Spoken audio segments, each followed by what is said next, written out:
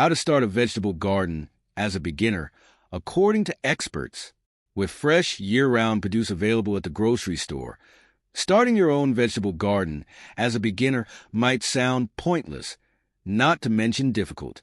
But growing fruits and vegetables is a great way to learn more about what you eat, save some extra cash, and start composting to live more sustainably. Plus, experts say that it isn't as tricky as you think. I soon learned that once you've broken ground, keeping a garden is not much work at all, says David Tote, author of Backyard Homesteading, a back-to-basics guide to self-sufficiency and 40 projects for building your backyard homestead, a hands-on, step-by-step sustainable living guide. It's a pleasure to check the garden in the evening and find, say, more snow peas ready for stir-frying, a hidden zucchini that better be harvested quick before it turns into a dirigible, and, joy of joys, that first ripe tomato. Brian Bergani of the TikTok Red Leaf Ranch, which has 2.9 million followers, shares a similar wonder for gardening. We started our vegetable garden in March of 2020, at the wake of the pandemic, with rising uncertainty of how accessible food was going to be. I focus on growing it ourselves, Bergani says. The further I dived into the world of gardening, the more I realized just how critical having this wisdom is. Not just growing food, but how nature really works. As I learned more about the interconnectedness of nature and how greatly we can influence it, the more passionate I became, Bergani continues. Fast forward 2 years later, it has become my world, an ongoing journey full of wow and whimsy. Bergani also touts the power of eating food grown in your own backyard. Growing your own food gives you a much deeper appreciation for what you consume, he says. You cherish and value it so much more knowing it was created through your own hands. You have the peace of mind knowing that what you've grown is all natural, fresh, and organic. Tote echoes the benefits of eating cleaner, healthier foods from your own garden. Raising your own vegetables offers vine-fresh food loaded with flavor, and you know exactly what did or didn't go into it, he says. But not only do you get the freshest possible food, you're going to save money too. Back in the 80s, I kept track of what we took out of our garden and compared it to the cost of buying the same produce at a farmer's market. Our 10-foot by 30-foot garden gave us over $800 of produce in 1980s dollars. On top of eating healthier food and saving money, Bergani says that gardening helps you stay physically active. You become more agile and strong, he says. It's just good for the soul.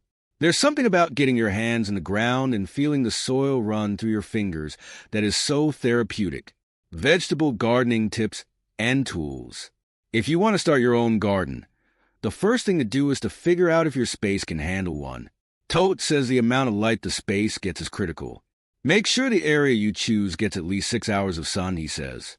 Measure this by recording every hour how much full sun hits your chosen spot, or by a measuring device like a luster leaf Raptor SunCalc. You simply stick it in the ground for 12 hours, and it will record the degree of sunlight. While Bergani also recommends finding a spot with 5 to 6 hours of sunlight, he says it's not absolutely necessary. You can do so much with a fully lit or partially shaded space, Bergani says. If you get less daylight, there is even potential for a shade garden. Many plants grow and thrive in shaded areas. There are several ways to dig and build your garden, but Bergani recommends a no-till gardening method. It's simple, effective, and, most importantly, it's great for the soil, he says. Once you've decided on placement and the size of the plot, use your spade to dig a narrow trench in the shape of your bed so you have your outline. The shape you create is up to you. Depending on your space, a round or rectangular bed would work best. This trench also ensures that weeds don't creep into your bed easily.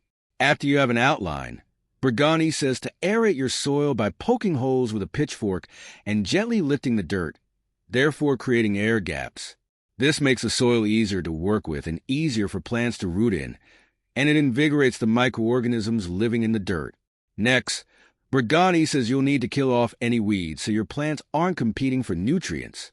To do this, he says to cover your entire area with cardboard and soak the cardboard with a hose, then add a 3 to 5 inch layer of soil on top of the cardboard.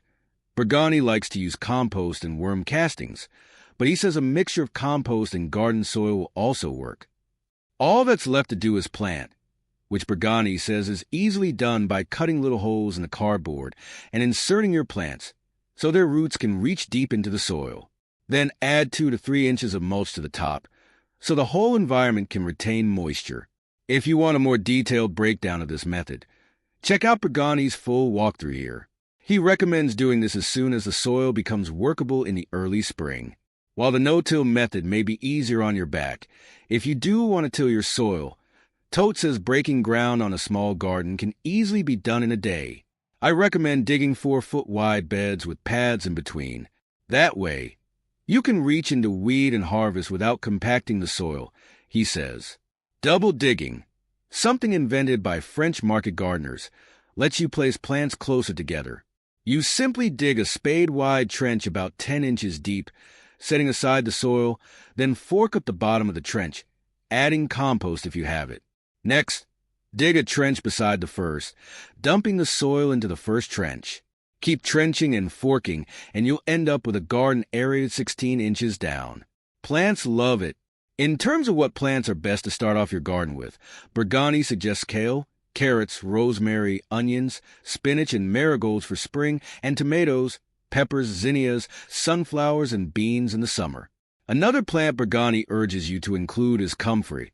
A must-have plant in the garden is comfrey, a deeply nutritious plant that is used by many organic gardeners as fertilizer by either digging it into the ground where you plant or throwing it in their compost for a nice boost, he says.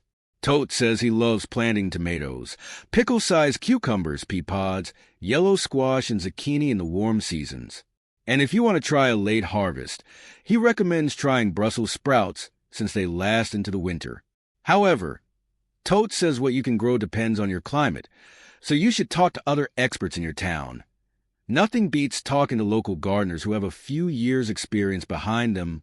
A few more tips from Tote and Bergani. Watering is critical, especially in very hot weather, Tote says.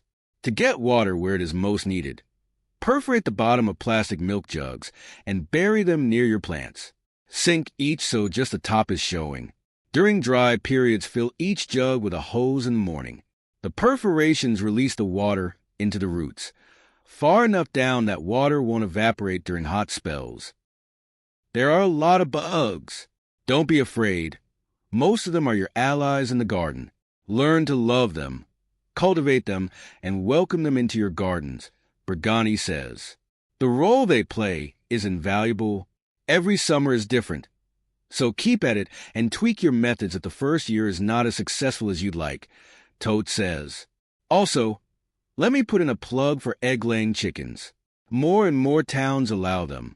With chickens, not only do you get fresh eggs raised in humane conditions, caged chickens spend their life in a space no larger than a sheet of copier paper, but the hens happily eat weeds and parings and supply the compost pile with nitrogen-rich manure.